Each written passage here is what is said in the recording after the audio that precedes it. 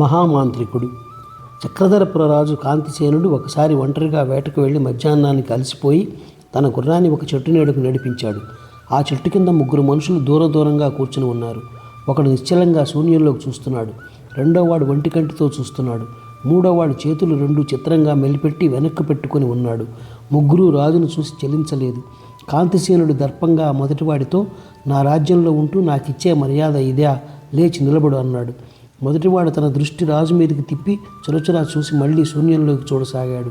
రెండో ఒంటిగంటి వాడు కాంతిసేనుడితో, మహారాజా, ఆయనకు కోపం వచ్చిందంటే మీతో మాట్లాడుతాడు, జాగ్రత్త, ఆయన మాటలు విన్నవాళ్లకు బ్రహ్మచముడు వస్తుంది అన్నాడు. ఆ మాట విని కాంతిసేనుడు భయపడి వాడు మాట్లాడనందుకు ఎంతో సంతోషించి ఒంటికంటి వానితో, మరి నీ మర్యాద ఏమైంది అన్నాడు. నాకు కోపం వస్తే రెండో కన్ను తెరుస్తాను, ఆ కన్ను తెరిస్తే ఎదుటి వాళ్ళు కళ్ళు పోతాయి అన్నాడు ఒంటికంటి వాడు చిరునవ్వు నవ్వుతూ. కాంతిసేనుడు మూడో వాడికేసి తిరిగి, వాళ్ళిద్దరిలాగా నీకు ఏమైనా అద్భుత శక్తులు ఉన్నాయా అని అడిగాడు. లేకేం, నేను చేతులెత్తి ఎవరికైనా దండం పెట్టానంటే వాళ్ళు పుచ్చకాయలాగా పైలు చస్తారు అన్నాడు చేతులు వెనక్కి పెట్టుకున్నవాడు. అంతంత శక్తులు గల వాళ్ళ మధ్య ఉండడం మంచిది కాదనుకొని కాంతిసేనుడు గుర్రాన్ని వెనక్కు మళ్లించాడు. వెంటనే ఒంటిగంటివాడు, మహారాజా ఆగండి అన్నాడు. వెనక చేతులవాడు ముందుకు వెళ్ళారంటే పుచ్చకాయలా పగులుతారు అన్నాడు. కాంతిసేనుడు గిరుక్కున వెనక్కి తిరిగి వచ్చి, మీకేం కావాలో చెప్పి నన్ను వదిలేయండి అన్నాడు. మేము మీతో పాటు నగరకు వస్తాం అన్నాడు ఒంటికన్నువాడు. కాంతిసేనుడు ఆశ్చర్యపడి దేనికి అని అడిగాడు. అడ్డు ప్రశ్నలు వేసి మాకు ఆగ్రహం తెప్పించకు, విన్నావా అన్నాడు వెనక చేతులవాడు. కాంతిసేనుడు ఆ ముగ్గురిని తన వెంట రాచనగర్కు తీసుకుపోయి వాళ్లకు విడిది ఏర్పాటు చేశాడు. ఒంటిగంటివాడు ఆయనతో, రేపు మీరు సభకు వెళ్లే ముందు మాకు కనిపించాలి అన్నాడు. కాంతిసేనుడు మంత్రి మాణిక్యశర్మ కుశాగ్రబుద్ధి. ఆయన అదంతా చూసి, ఏమిటి అదంతా, వాళ్ళెవరు అని రాజును అడిగాడు.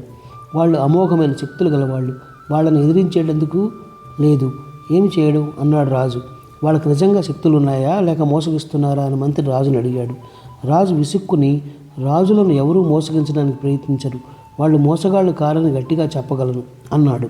మంత్రి వాళ్ళకు విషం పెట్టి చంపిద్దామంటే రాజు కోపం వచ్చి, అంత శక్తులున్న వాళ్ళు విషాన్ని పసిగట్టలేరా, మీరు పరిస్థితులు బాగా అర్థం చేసుకుని సలహాలు ఇవ్వడం నేర్చుకోండి అని వెళ్ళిపోయాడు. మర్నాడు రాజు సభకు పోతూ ఒంటికంటివాడి ఆజ్ఞ ప్రకారం ఆ ముగ్గురు ఉండే విడిదికి వెళ్ళాడు. ఒంటికంటివాడు రాజును చూసి, మహారాజా, ఈ రోజు నుంచి ఈ రాజ్యాన్ని మనం నలుగురము పరిపాలిస్తాం.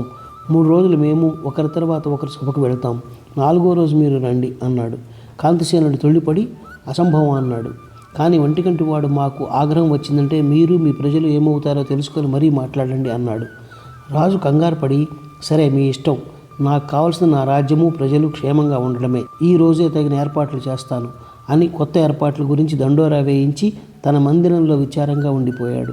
3 రోజులు గడిచాయి. 4వ రోజు కాంతిసేనుడు మాణిక్యశర్మ సభకు వెళ్ళారు. గడిచిన 3 రోజులలోనూ ధనాగారం 3 వంతులు ఖాళీ అయినట్టు కోశాధికారి మంత్రికి చెప్పాడు. క్రిక్కిరిసి ఉన్న సభలో నుంచి ఒక యువకుడు 3 మనుషులను వెంటబెట్టుకుని రాజు వద్దకు వచ్చాడు. వారిలో ఒకడికి ఒక కన్ను లేదు, మరొకడికి 2 చేతులు లేవు. ఏం జరిగినది? ఆ యువకుడు రాజుకు విన్నవించాడు. మొదటి రోజు పాలించిన వాడు రాజ్యంలో ఎవరూ మాట్లాడరాదని శాపించాడట. యువకుడి వెంట ఉన్న 3 ఒకడు నోరుజారి మాట్లాడేసరికి వాడి నాలుక కోయించేశాడు. 2వ రోజు పాలించిన వాడు ప్రజలందరూ ఒంటికన్నుతోనే చూడాలని ప్రకటించి పొరపాటున 2 కళ్ళతో చూసిన వాడి కన్ను పొడిపించాడు. 3వ రోజు పాలించిన వాడు ప్రజలందరూ చేతులు వెనక్కి పెట్టుకోవాలని శాసించి అలా చెయ్యని అభాగ్యుడి చేతులు నరికించాడు. కాంతిసేనుడు ఆ యువకుడితో ఏమీ అనలేక కంటతడి పెట్టుకుని సభ నుంచి లేచి వెళ్ళిపోయాడు. తర్వాత ప్రజలు మంత్రిని కలుసుకొని తమ కష్టాలు చెప్పుకొని తమకు విముక్తి కలిగే మార్గం చూడమని వేడుకున్నారు. మంత్రి రోజల్లా ఆలోచించగా ఆ రాత్రి ఆయనకు ఒక పాత విషయం గుర్తుకు వచ్చింది. చక్రధరపురానికి తూర్పున ఒక కొండ ఉన్నది. ఆ కొండలో ఒక లోతైన గుహ ఉన్నది. ఆ గుహలో కొన్ని 100 ఏళ్ల క్రితం ఒక మహామంత్రికుడు ఉండేవాడట. ఆ మాంత్రికుడు అదృశ్యంగా ఇంకా ఆ గుహలోనే ఉన్నాడని, నరబలి ఇచ్చిన వాళ్లకు ప్రత్యక్షమై కోరిన కోరిక తీర్చుతాడని జనంలో నమ్మకం ఉన్నది. మర్నాడు మంత్రి రాజును కలుసుకుని మహామంత్రికుడి సంగతి గుర్తు చేసి అతని సహాయంతో దుర్మార్గుల పీడ విరగడ చేసుకుందామన్నాడు. నిజమే, కానీ నరబలి మాట ఏమిటి? మనం మహామంత్రికుడి సహాయం కోరుతున్నామని తెలిస్తే వీళ్లతో ప్రమాదం కదా అన్నాడు రాజు. నరబలి విషయం మీరు ఆలోచించిన అవసరం లేదు, పోతే వీళ్లకు భయపడి మనం ఏమీ చేయకపోతే అది ప్రమాదమే, బయలుదేరండి అన్నాడు మంత్రి. ఇద్దరూ కొండ గుహ వద్దకు వెళ్ళారు.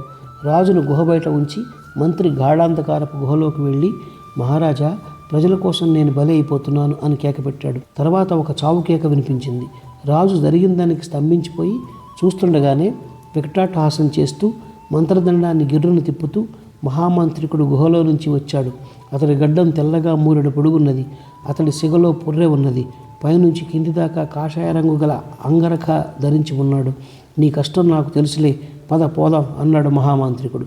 ఇద్దరూ సభకు వచ్చేసరికి ఒంటిగంటివాడు సింహాసనం మీద ఉన్నాడు. మాంత్రికుడు వికటాటహాసం చేసి మంత్రదండంతో వాడి నెత్తిన కొట్టి, వీడి శక్తి పోయింది, వీడిని చంపేయండి అన్నాడు. ప్రజలు వాడి మీద పడ్డారు. మాంత్రికుడు ఆ పక్కనే ఉన్న మిగిలిన ఇద్దరి నెత్తి మీద కొట్టి వాళ్ళని ప్రజల్లోకి నెట్టాడు. ప్రజలు ముగ్గురి ప్రాణాలు తీసేశారు. ప్రజలకు రాజుకు ఎంతో ఆనందమైంది. అయితే అదే క్షణంలో తన మంత్రి ప్రజల కోసం ఆత్మార్పణ చేసుకున్నాడన్న మాట గుర్తుకు వచ్చి కాంతిసేనుడికి దుఃఖం ఆగలేదు. అది చూసి మహామాంత్రికుడు, మహారాజా, మీ మూఢనమ్మకాల మూలానే ఇంత జరిగింది. నిజానికి వీళ్ళకి ఏ శక్తులు లేవు. ఒకడు మూగవాడు, ఒకడు గుడ్డివాడు, ఒకడు అవిటివాడు. వీళ్ళు తెలివిగా మిమ్మల్ని భయపెట్టి కీలుబొమ్మను చేసి ఆడించారు. ఇది నేను మొదటనే అనుమానించాను. అయితే మీరు నాతో ఏకీభవించలేదు. అందుచేత ఈ మాంత్రికుడి పాత్ర అభినయించాను అంటూ వేషం విప్పి మంత్రిగా ప్రత్యక్షమయ్యాడు. రాజు అతన్ని ఆనందంతో కౌలిగించుకున్నాడు. ప్రజలు హర్షధ్వానాలు చేశారు. తర్వాత ఆ ముగ్గురు మోసకారుల విడిదిలో వెతకగా ఖజానాలో తరిగిన ధనం దొరికింది.